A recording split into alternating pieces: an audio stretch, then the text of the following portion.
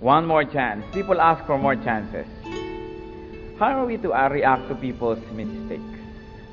How are we to react to our own mistakes? Bilang mga Kristiyano, as we grow in the Lord, ang pag-aaral po natin ngayon, why people need another chance. Heavenly Father, we thank you that you are a God of many, many chances. Tinutulungan nyo kami, tinuturuan, ibinabangon, napakabuti nyo. Turuan nyo kay Lord na maunawaan lalo itong mga bagay na may kinalaman sa pagbibigay ng mga muling pagkakataon sa aming kapwa, sa mga nagkakamali, tulad ng ibinibigay niyo po sa aming sarili. If there's anything, Lord, that will hinder your blessings today, we seek forgiveness. We ask you, Lord, to clear the coast, to clear the air. Anything, Father, that will hinder your blessing, we surrender at the feet of Jesus. Cleanse us, purify us, empower us to see you. At nawa, Panginoon, kayo po ang maging tagapagsalita. Kayo po ang aming maging speaker. Use your servant only as your footstool, as your messenger. But the message must come from you, O God. We recognize no other God. We have gathered to hear no one else's voice but yours. Lead your people unto greater godliness, unto deeper knowledge of you, into more Christ-likeness. Glorify yourself and lift up only your name. In Jesus' mighty name, we reject the work of evil, the presence of evil in our midst, and we ask you, Holy Spirit, lead us, teach us. We seek confidently as we ask in Jesus' mighty name.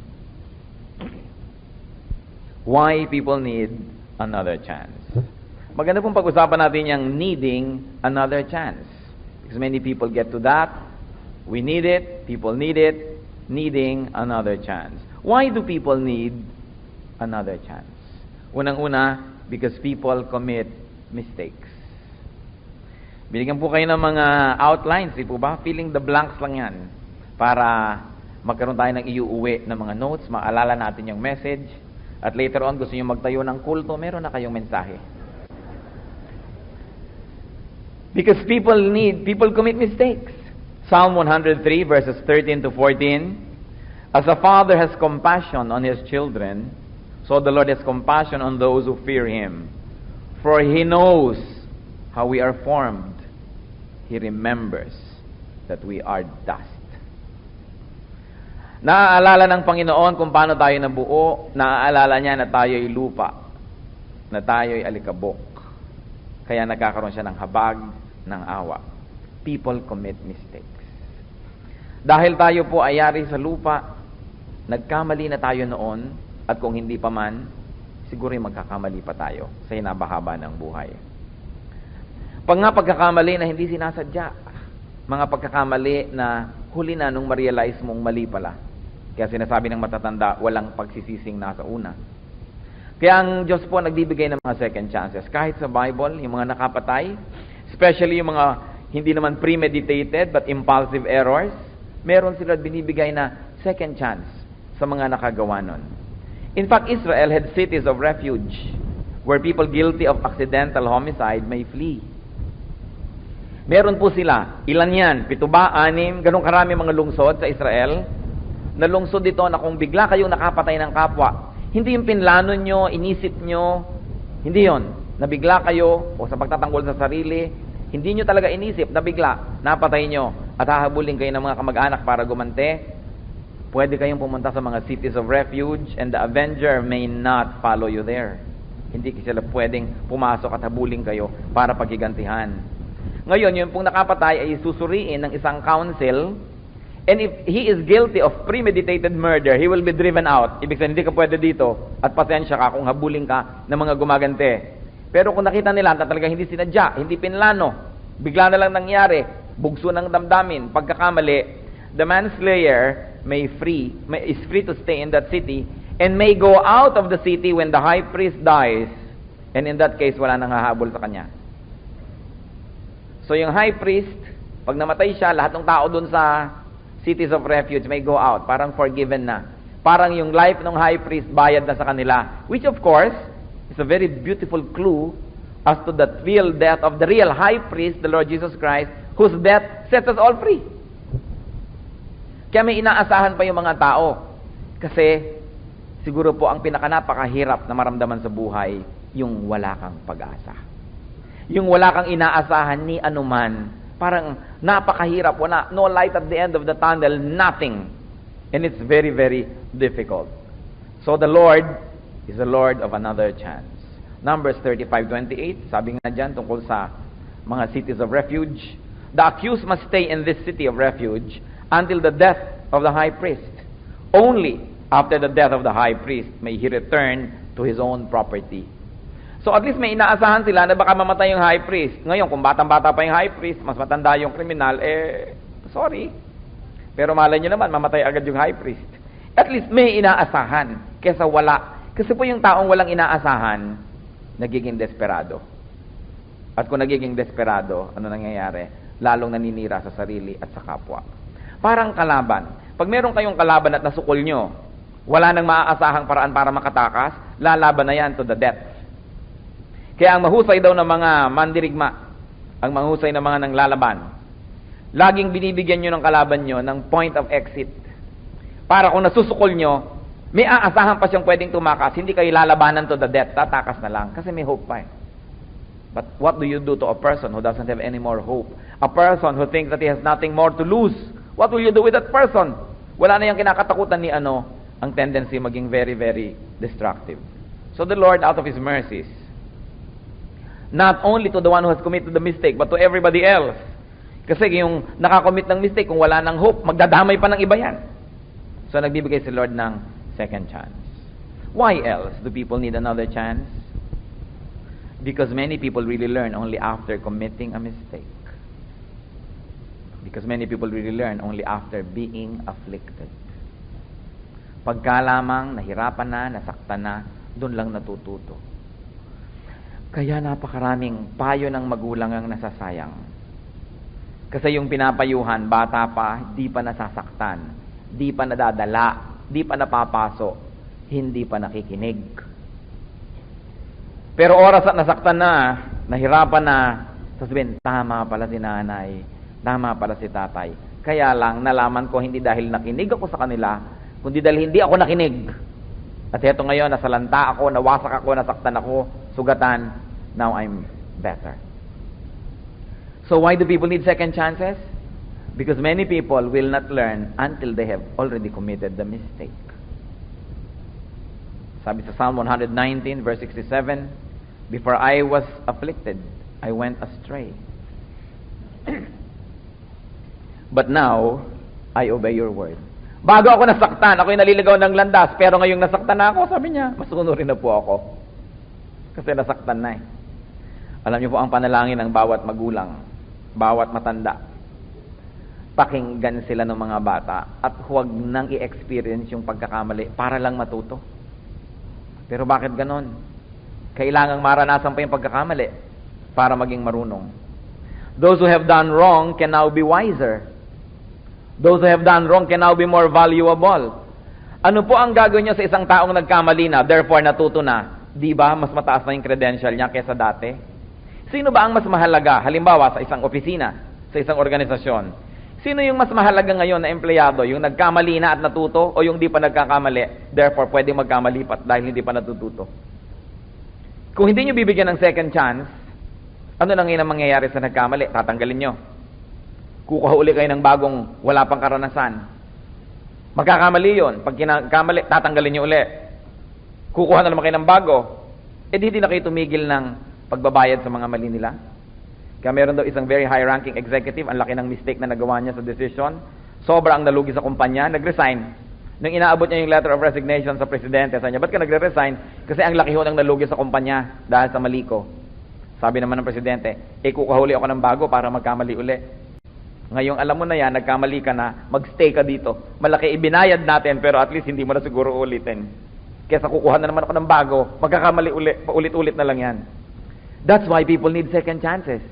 Because usually, people become better after a mistake. Nakita niyo yung mga asawang na humaling sa iba, kung saan-saan nagsuot, nagkasakit-sakit, nung umuwi sa inyo, halos butot balat, mas appreciated na kayo ngayon. Kung hindi niyo bibigyan ng second chance yan, di hindi na niya ma-apply yung karunungan niya. Yun naman depende sa usapan niyo, bahala kayo. No?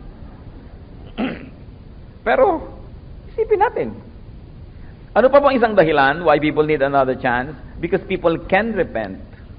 People can change. Because people can improve. Because by God's help, and through God's help, no one is hopeless. Ang mga tao ay pwedeng magbago. Ang mga tao ay pwedeng umasenso. Mark 16:9, ano pong nangyari kay Maria Magdalena? When Jesus rose early on the first day of the week, He appeared first to Mary Magdalene, out of whom He had driven, how many, church? 7 demons. 7 impacto pala ang pinalayas ng Diyos kay Maria Magdalena. So, kung nagkamali-mali man siya dahil may mga nakatirang demonyo sa kanya, ngayong pinalayas na, tsaka nyo pa siya ngayon aalisin sa buhay nyo, ngayong mabuti na siya, ngayong tama na, na-correct na. Mary Magdalene was changed. So can everybody be. Kaya pala ang hirap pabutihin tong taong to, may nakatirang impacto. Isipin nyo kay Maria Magdalena, 7 ang pinaalis. O nagbibilang kayo ngayon kung ilan nakatira sa katabi nyo. Di ba? Ang mahalaga, magbilang tayo kung ilan nasa atin. Nasa akin ba meron? Bakit ang kulit-kulit ko? Tigas-tigas ang ulo ko. Kailangan ba akong madil? Ano bang nangyayari sa akin? Pinaalis ni Lord yung demonyo. Nagkakamali tayo kumisan dahil may nakatira pala sa atin ganoon. May nakakubabaw sa atin ng mga espiritu. Sayang pag walang second chance. Unang-una, kung walang second chance, sayang ang lahat ng Bible characters except the Lord who never made a mistake. Sayang si Moses. Nagkamali siya, pumatay siya ng Egyptian, wala sa panahon. Binigyan ni Lord ng second chance, pero 40 years mo nang nilecturean sa desert bago tinawag ulit sa ministry. May second chance. Sayang naman itong si David, nagkamali, ipinapatay niya si Uriah. May second chance. Sayang naman si Solomon. Sayang ang lahat ng tao sa Biblia. Sayang naman si Peter, itinatwa ang Diyos 3 times. Sayang lahat ng tao. Sabihin niyo sa katabi niyo, sayang kapag walang second chance. Diba? Matatapon ka lang ng ganon. Samantalang pwede naman na masalvage. Yung salvage sa Ingles, hindi yung salvage na ibinigay natin na meaning, ibig sabihin barilin. Hindi yun. Salvage, ibig sabihin iligtas. Yun ang original meaning naman ng word. People need to be given the opportunity to be better because people can be better by God's help. Why else do people need a second chance? Another chance? Because life is long. Yung nagkamali, may buhay pa yan na ibubuhay. Yung napagkamalian, nagawa ng mali, buhay pa rin. Lugi naman kayo kung walang pagpapatawad.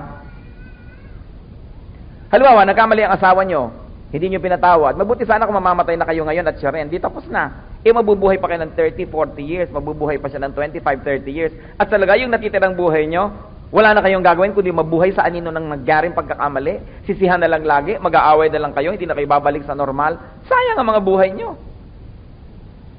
Kaya napakahalaga nung nagpapatawad, humihingi ng tawad, at napapatawad.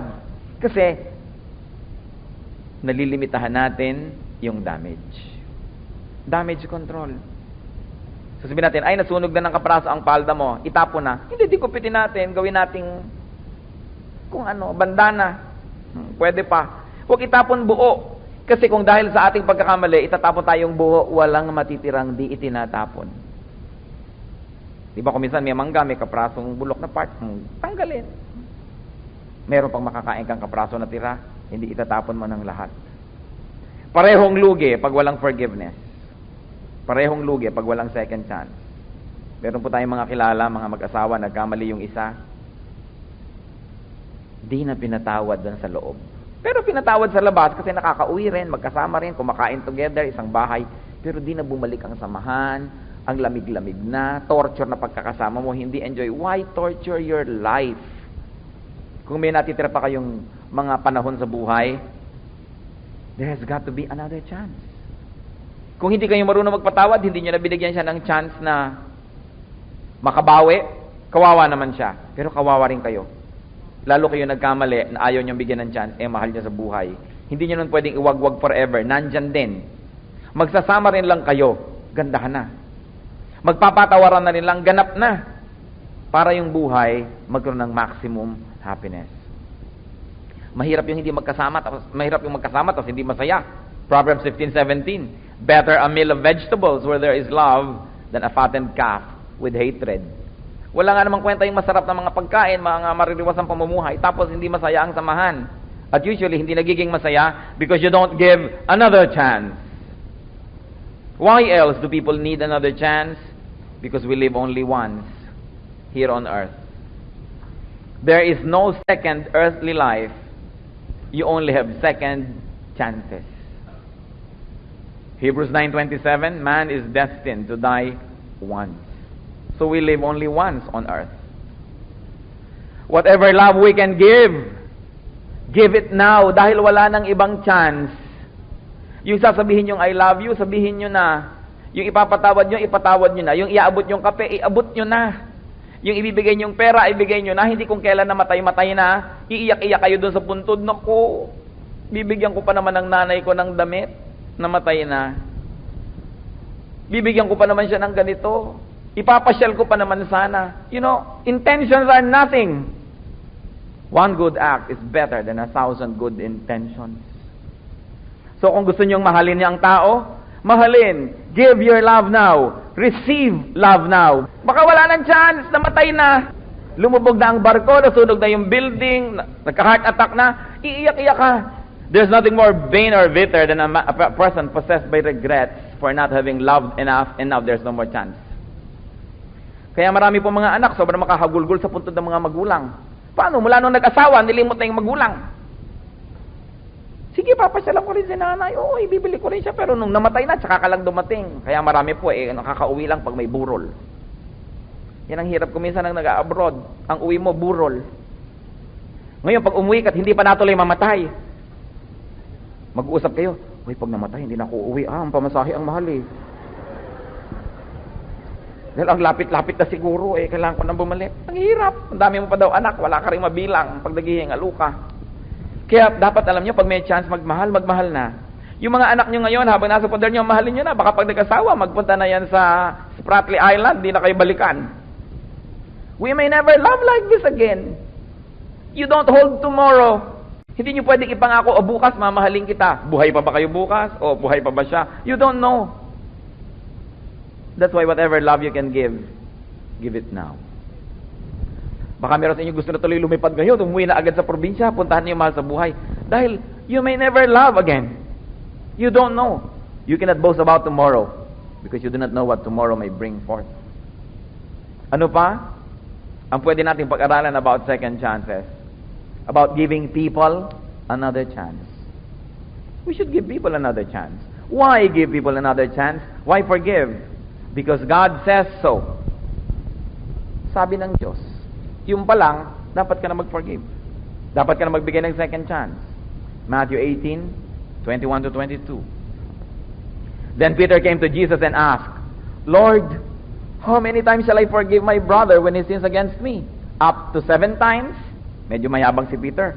Kasi sa tradition ng Israel, you forgive 3 times. Bida ka na nun. So, times 2 niya, naging 6, plus 1 pa 7. Pero sabi ni Lord, Jesus answered, I tell you, not 7 times, but 77 times. You know, the 7 here, symbolic of perfection, meaning walang hanggan, walang pusan, walang patakarang pagpapatawad. So, nagpapatawad tayo, nagbibigay tayong chances, because God says so. Also, because you too need forgiveness. Because you too need another chance. Don't burn the bridge over which you too must pass. Matthew 6:14-15. For if you forgive men when they sin against you, your heavenly Father will also forgive you. But if you do not forgive men their sins, your Father will not forgive your sins. So if you don't give people second chances, God will not give you second chances. Sige, you may not forgive, only be perfect. So that you will not have to need God's forgiveness. But as long as you need God's forgiveness, then you forgive. As long as you yourself will need another chance, you give it to people. Don't deny them what you yourself will want and need. Napakahalaga. Why else do we forgive and give people another chance? Because you need people, though they commit errors. Nagkamali ang asawa nyo, pero kailangan nyo pa rin naman siya sa buhay nyo. E di patawarin nyo. Kesa nandyan nga siya, Hindi nyo pinapatawad, kailangan nyo pa rin naman, nagtutulungan kayo, pero hati ang puso, walang sarap. Not to forgive is to deny yourself. Not to give another chance is to deny yourself. Because when you don't give people a chance to love you again, to be good again, then you lose. So kung meron po bang ipis sa inyong noo, babarilin niyo ang ipis? Patay ang ipis, kayo rin. That's what happens when you kill people who are close to you. And I don't mean physical killing. When you don't forgive them, when you deny them a chance, you also kill a part of yourself. At meron ganun mga tao kumisan sa sadista eh. Ma-prove ko lang sa anak ko na nagalit ako sa pag-aasawa niya, hindi siya makakaakyat sa bahay na ito. Makakaakyat din naman pag naghihingalo na. Bakit nagpatagal-tagal pa? Meron po akong ganyan mga kilala. Hindi talaga tinanggap. Pero nung naghihingalo na, ipinatawag din. Biruin ninyo mga 25 years na buhay na sayang yung kanya, na sayang yung sa malsabol, na hindi nagpatawad agad, magpapatawad din lang pala.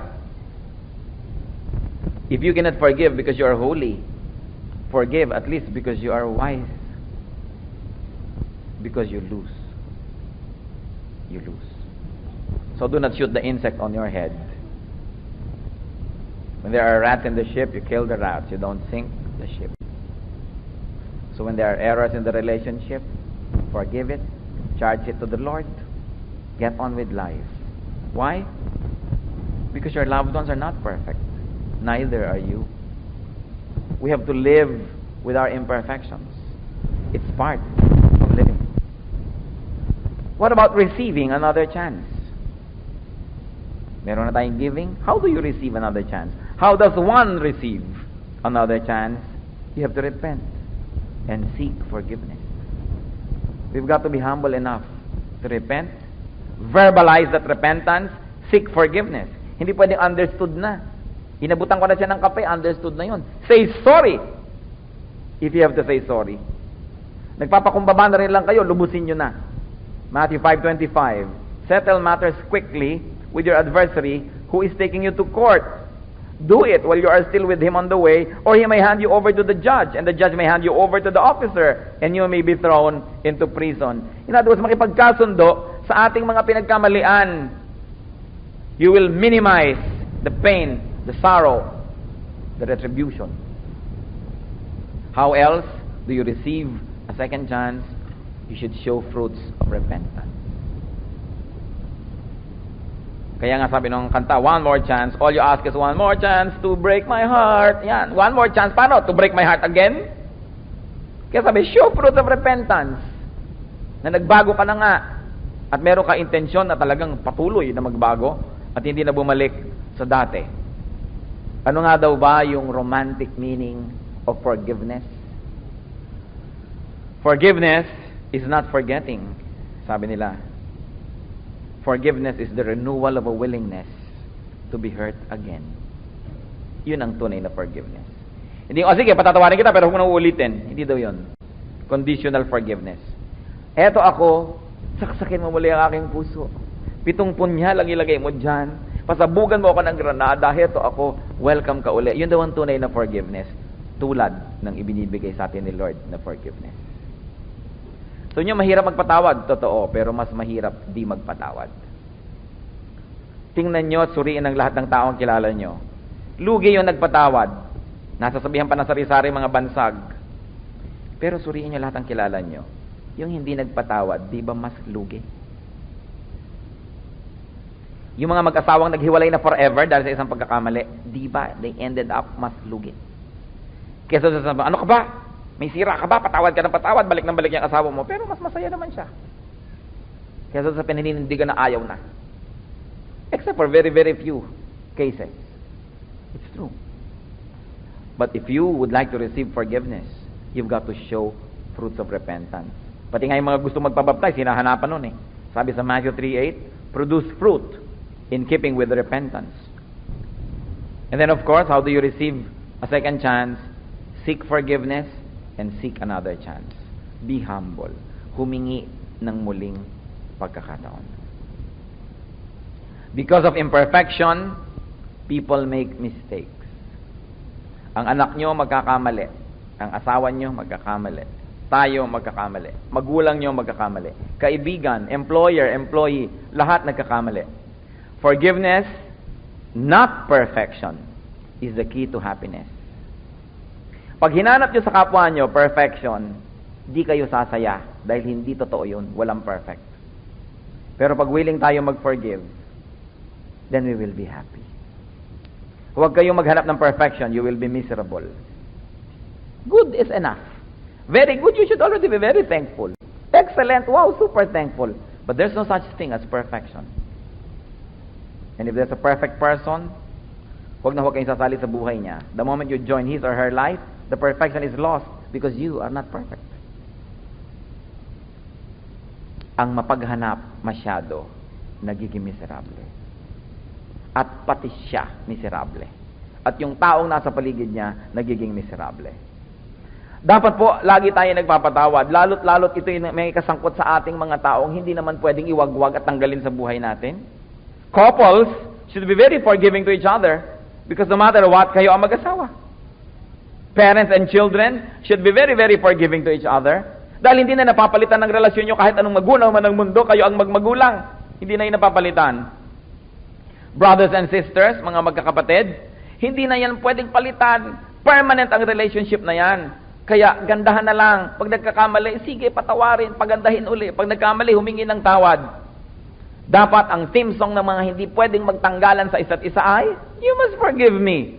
Otherwise, anong gagawin? Maghihiwalay tayo? Magtatanggalan na tayong relasyon sa buhay? No. I must forgive you. You must forgive me. People need another chance. Give it. Think of people that need your forgiveness, that need another chance from you. Don't withhold it. Don't burn the bridge over which you too must pass. But be discerning and be wise. Kailangan wise tayo pag nagpo-forgive, wise tayo pag nag-handle ng mga taong laging may tendency mag-repeat ng mistake. We also learn to protect ourselves. But do not be too wise to the point that nothing na lang natira sa inyo. Matthew 10:16, be as shrewd as snakes and as innocent as doves. Second chances, give it. Second chances, receive it. God is the God of second chances. And third chances. And infinite chances. Ano pong sabi ng sumulat ng Psalm, sa Psalm 32, verse 5? Then, I acknowledge my sin to you, and you did not cover up my iniquity, and did not cover up my iniquity. I said, I will confess my transgressions to the Lord, and you forgave the guilt of my sin. So merong forgiveness. Psalm 65:3, when we were overwhelmed by sins, you forgave our transgressions. Nakita niyo po yung mechanics ng forgiveness. God is perfect.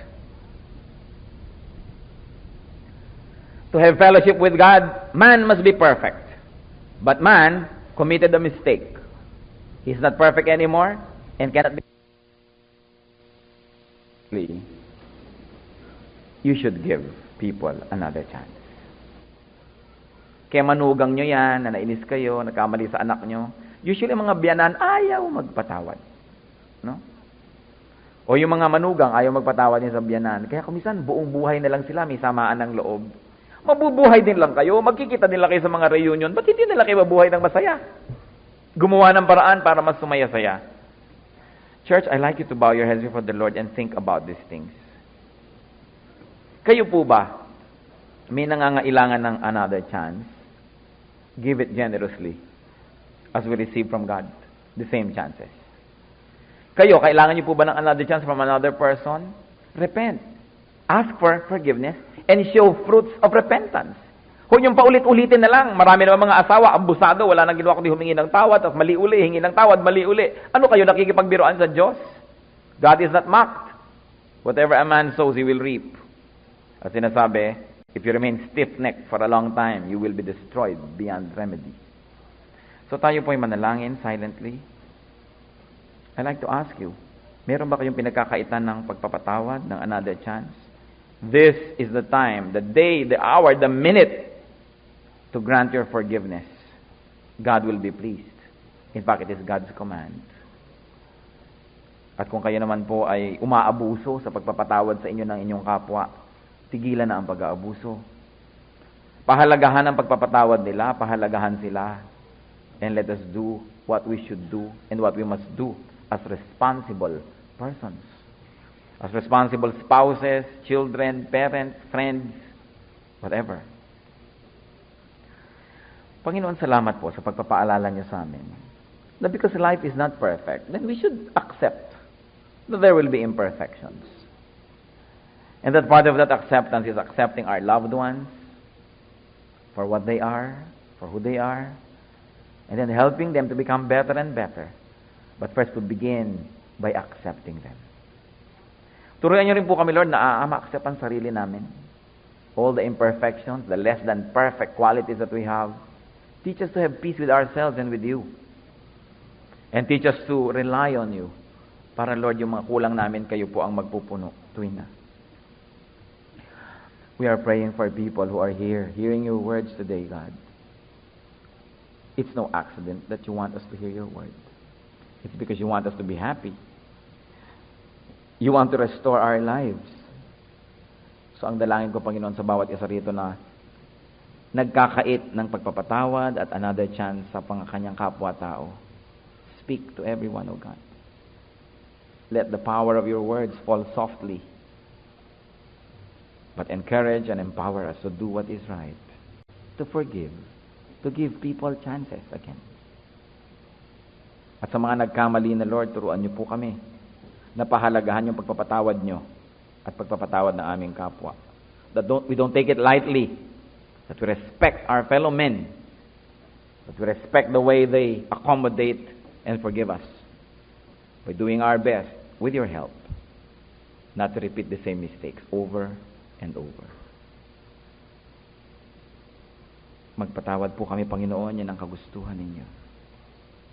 While heads are bowed and eyes closed before the holy presence of the Lord, I'd like to pray for some people. Meron po tayong mga kapatid ngayon na nahihirapan kayo magpatawad, magbigay ng second chances. But now you want to ask God for the power to forgive and to give people second chances. And to entrust your well-being to God, who is mighty and powerful and just. I want you to stand because we're going to pray for strength to forgive. Yung mga nahihirapan na magpatawad. Amen. Sino pa? May mga bitterness kayo, meron kayong mga sama ng loob, hinaharbor nyo sa inyong puso. Daladala nyo kuminsan against your own parents, against your own children, brothers and sisters. This is the day of freedom. Sabi ni Lord, come to me, all of you who are tired and heavy laden, and I'll give you rest. And lack of forgiveness is a very heavy load. You cannot harm others without harming yourself first. Anger is like acid. It hurts its container more than the one for whom it is being stored. This day is a day of freedom. The Lord says, come to me, I'll give you rest. Yes, sino pa po ang gustong tumayo? Mananalangin tayo and God answers prayers. God answers prayers. Ang mga sama nyo ng loob, mga galit ninyo, mga hindi nyo pinapatawad, kahit maliliit, sometimes maliliit na bagay nakaka-deceive, pero hindi mo pala pinapatawad, maliit na bagay, kaya matabang ka sa isang tao, wala kang gana sa kanya, you're not very angry, but there's still little anger there. And God wants it all surrendered at the feet of Jesus. Marami mga tao nahihirapan kasi hindi nagpapatawad. Sino pa ang tatayo? Yes, praise God. Salamat, Lord, sa pagkilos niyo sa presence ng mga taong ito, sa aming kalagitnaan. Napakabuti niyo. You want to set us free. You want to empower people to be like you, very forgiving. Because only those who forgive can be free. Be free from hatred, from anger. Be free from bitterness. Be free from the memory of a person who has hurt you. Be free to serve the Lord. Be free to be happy.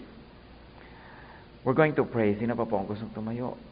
It's a beautiful sight before the Lord that we rise and say, Lord, here I am. I cannot do it on my own, but you can help me. Pagtayo nyo pa lang, nire-recognize nyo na that you need the Lord will help you. Huwag kayong mahihiyang tatayo. It is the Lord who is our witness. Panginoon, masdan nyo at kalugdan nyo po itong mga tumatayo sa inyong harapan. It's a small gesture from sitting down to standing up. What can it do? But it means a lot. It means, Lord, that we recognize that we need you. That we cannot forgive without your empowerment. It also means, Lord, that we recognize that we have been wrong for not forgiving. And so as we recognize this, Lord, may you forgive each one. Ihingi niyo po ng tawad sa Panginoon ang hindi niyo pagpapatawad sa kapwa. I cannot do that for you. You have to do it yourself.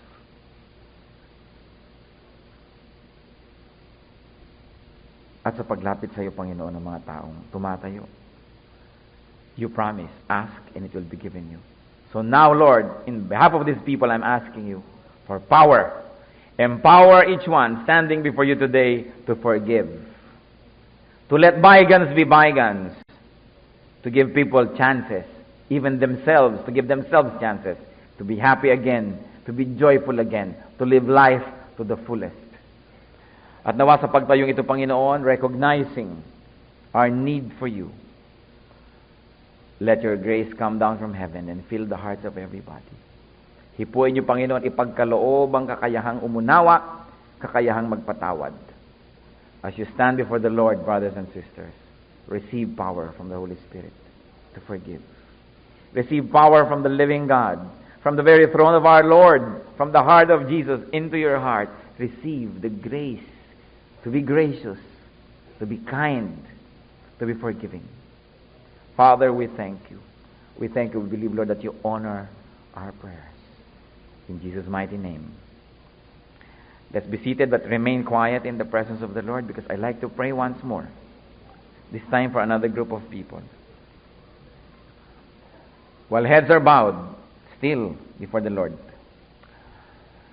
Sino man sa atin ngayon ang nangailangan na ng pagpatawad, pinatawad na, pero nagkakaroon ng difficulty na mag-maintain ng isang buhay na maayos, lagi na lamang tuloy nangangailangan ng patawad, paulit-ulit na lang the same mistakes, and you want to recognize that before the Lord, and you want to be prayed for.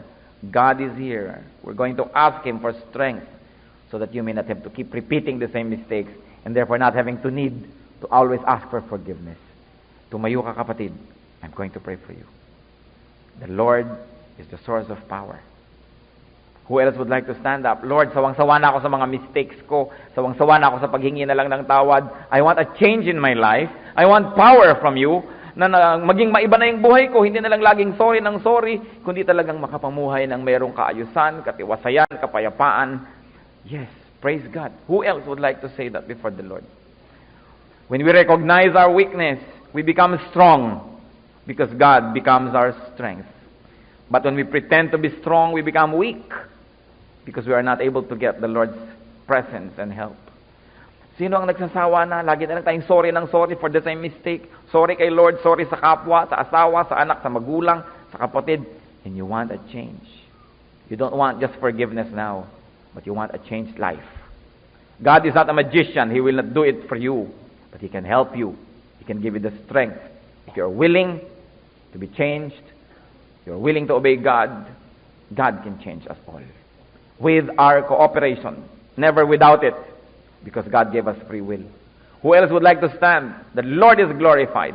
So many people being honest, recognizing that they're tired of having to keep repeating the same mistakes. Lord, look at your people. Look at the power of your words, what it does to people. People are standing up before you, humbling themselves before us and before you, so that your name may be exalted, to give you the room to work in their lives. Father, I know that you are here. I'm very confident, Father, that this is your work. And so on behalf of these people, I ask you, as their pastor, I'm asking you, give these people the strength. Everyone standing before you, O Lord, give the strength so we don't have to fall into the same traps over and over. We don't have to fall into the same ditch over and over. People who are tired of having to go through this cycle all the time, Father, by your power in the name of Jesus, grant this power that can come only from you. Make a miracle, Father. As these people allow you to move, then move, O God. Let your will be done. As you stand, brothers and sisters, receive what you're asking for from God. He promised to answer prayer. He will never break that word. Receive that power. And never return to your mistakes. Never return to your sins. Let the Father always help you by the power of the Lord Jesus. Father, thank you for hearing this prayer. It's a simple gesture, but it means a lot. And you know, Lord, more than anyone, what it means to each one of us. As you stand, receive grace from the living God. Receive power to live victoriously. And watch how the Lord will dramatically move in your life. Father, we thank you.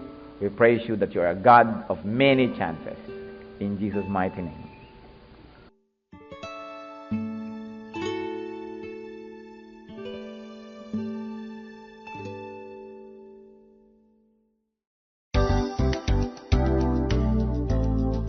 We hope you enjoy listening to Pastor Ed Lapi's Messages, Volume 13. Pastor Ed Lapi's messages are available in 15 different volumes. If you want to explore additional titles, log on to csm-publishing.com. CSM Audiobook. Hear the truth while on the move.